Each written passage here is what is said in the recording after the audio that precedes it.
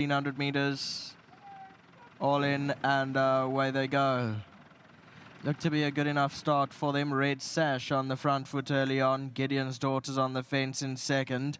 Lady Silvano's 3 deep in the black, circling horses. Back for More's also going wide, passing runners. Spring and Evans just off the pace. The blue sleeves and cap now settled in fourth. Gideon's Daughters eased back into fifth along the fence. Then came Light of Day further back in the field, followed in behind them by As Fate Has It races 7-8 lengths off the leader, followed by Joy and Pieces, one from last, the black cap, and Cherie For Me races out at the back end of the field as they make their way past the 1,000. Lady Silvano's in front after circling horses at the start, goes clear a length. Back for More's racing in second. Red Sash on the fence third, then came Spring and Evan racing back in fourth. Gideon's Daughter hugs the rail. On the outside is Light of Day in the purple and yellow colours, then Joy and Pieces on the move now, the black cap 3 deep, As Fate Has It along its inside, and Cherie For Me's trailed off about 4 lengths behind the second last horse.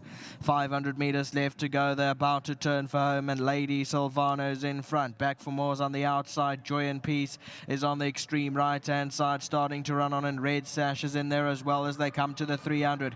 Red Sash is in front, Lady Silvano's in the centre, then Back for More, Joy and Peace on the stand side. Red Sash got first run, 4 lengths clear. Joy and Pieces trying hard to chase it down, but Red Sash is going too strong. Got it here. Red Sash wins by 4. Second, Joy and Peace. Lady Silvano third, and the fourth placing probably along the inside to As Fate Has It, just ahead of Back for More.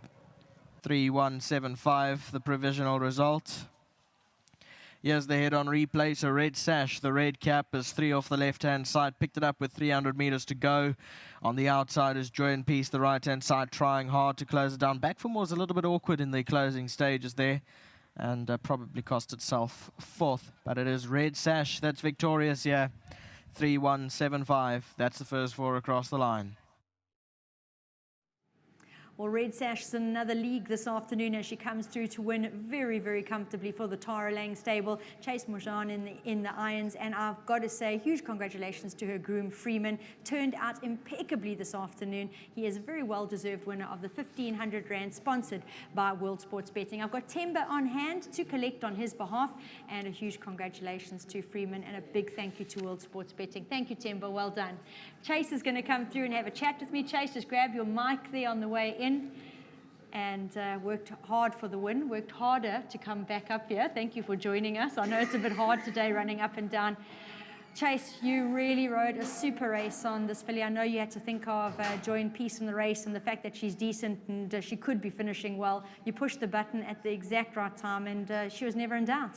Yeah, Nadine, I don't think the race itself was hard work. Like you said, the hard work is coming up the stairs after a long ride. I mean, it's humid out there today. It's hot. And you probably take off half a kilo to go up the stairs. So at least the weight stays down. But I must say well done to Tara, to Gavin, to the whole team. Keeping this filly on the boil to keep them. She's fantastic. She really is improving. Yeah. She certainly is, and to say that she's a 5-year-old and there looks still to be so much more to come from her is very exciting. Yeah, and like you said, I know the race worked out, like you said, I skipped at the right time, but the race worked out well for me. I had the draw, I had a beautiful lead around, and the horse in front just peeled off around the bend, and I knew Joy and Peace was coming off the pace, so I had to try to get first run on it, because I know she can motor. I've ridden her before. It's nice for a change when races work out your way, hey? 100%, and must say, happy birthday to my mom. It's her birthday today. She'll have a winner, I must mention it, so this one's for her. And to my sponsors, Mogo Econ, well done. They'll be chuffed. Chase, well done. Thank you very much. Tara standing by, of course, the conditioner of this daughter of the United States, and she is in super form at the moment. Tara, being a 5-year-old, I'm sure you're really chuffed that she got the chance to stay with you now heading into breeding season, because she looks to have just found her feet and she's flourishing with you. Yeah, 100%. If I cough and splutter, I'm sorry, guys. I've been really ill. Bad sickness, yeah. Going back to me being fortunate enough to keep her, now, I actually sent Shahan a message. I said, look, it's African horse sickness time. Can I give her, or am I going to lose her? Yeah. And he said, let me just speak to Mrs., to Mary, to Auntie Mary. And he came back, he said, crack on. I tell you, I slept like a baby that night, please believe me. So I got her African horse sicknesses out of the way. And I said to Gav, okay, now we can crack on. But isn't she fantastic? She's a bull. Yeah. I mean, you don't realize the strength of this filly. I mean, she's really something else. Unfortunately, I haven't been at work for 2 weeks. I've been very, very sick. And I came to the yard on Monday, and Gavin's actually been bringing her back home from the track. And I heard this commotion in the yard. And I sort of like hop, skipped and jumped around the corner, and Gavin was as pale as a ghost.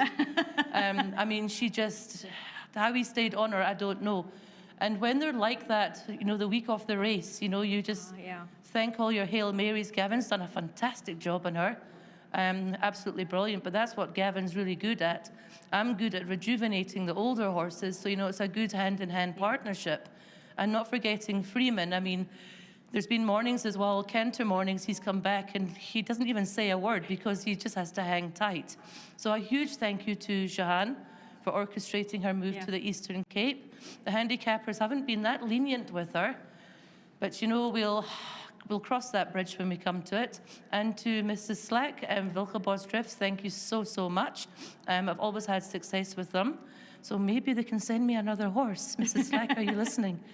But that's tongue-in-cheek, you know, I just appreciate what I've got. And well done to you and to all the staff at home that have been holding the fort. And yeah, the horses are in a happy place. And I think it was a peach of a ride from Chase. Chase and I discussed it this morning after Gavin had left, and he had a game plan. And he stuck to his game plan, and it duly worked off. And to top it, thank you so much. Tara, top-class job. Thank you so much. Gavin's standing in the background there, and I just need to say to him a huge thank you, because he really, really gave some great feedback on this mare on Wednesday. Track Talk saying that the conditions of this race are not ideal. He would prefer a handicap, but if anything beats Joy and Peace, it's going to be Red Sash. So if that isn't getting the info that you need from the people that know what they're talking about, then I don't know. Gavin always gives us some fantastic feedback regarding the Tara Lang runners. To Tara and her team, a huge well done, brilliant job on Red Sash, now a 5-time winner, and Wilgebos Drift and Maritzfontein bred, Wilgebos owned. Very well done to Mrs. Slack.